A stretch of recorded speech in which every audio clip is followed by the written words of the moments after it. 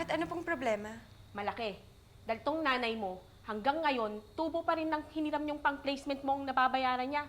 Aba, kailangan ko na rin yung pera. Hindi naman ako charity. Pasensya na ho talaga. Aayusin ko naman ho eh. Ba't dapat lang naman? Nakakahiya naman sa anak mong kumakayod.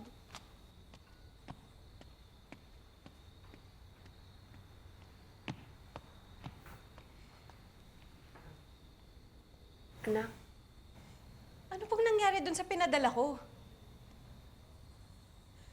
Akala ko po ba okay lang sa inyo ni Aling Sally?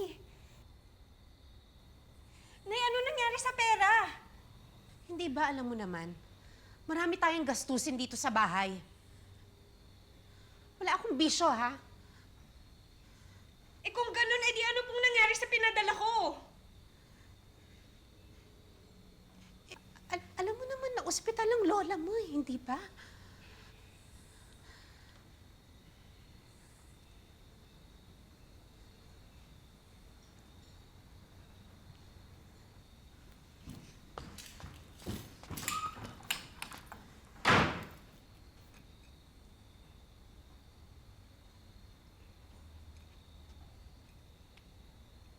What's wrong?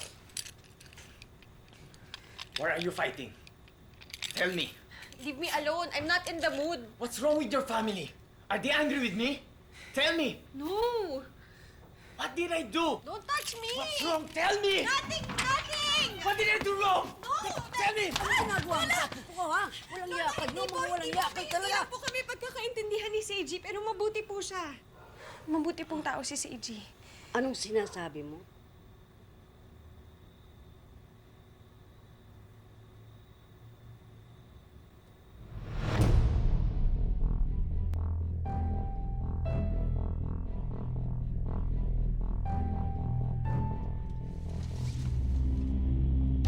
Akala ko po hindi na ako makakatakas sa mga yakuza na napasukan ko sa Japan. Dahil illegal ang papeles ko, dinadala ko ng employer ko sa isang yakuza para siyang magprotekta sa akin.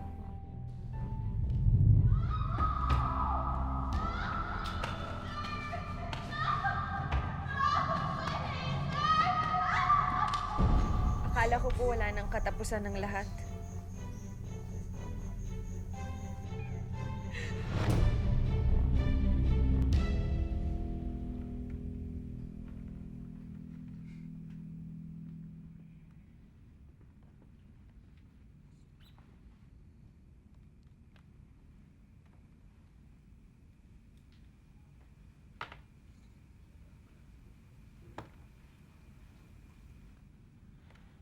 Tumakas ako at tinulungan ni Seiji-san. Siya ang tumulong sa akin para maayos ang mga papeles ko at makakuha ako ng maayos na trabaho. Arigato gozaimasu. Hi.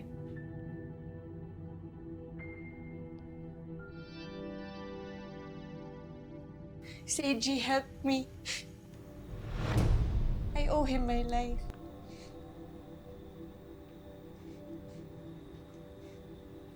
Sorry. I'm sorry. Hinusgahan kita. Pasensya ka na. Hindi, sorry po, Lola. Sorry po sa kanina kasi hindi ko po kasi... Wala yon. Huwag mo intindihin yon. Maraming salamat sa'yo. Kung hindi dahil sa'yo sa pagsisikap mo, natugtungan mo ang buhay ko. Maraming salamat. Alam niyo po na hindi ko naman po gustong ipamukha sa inyo yun, di ba?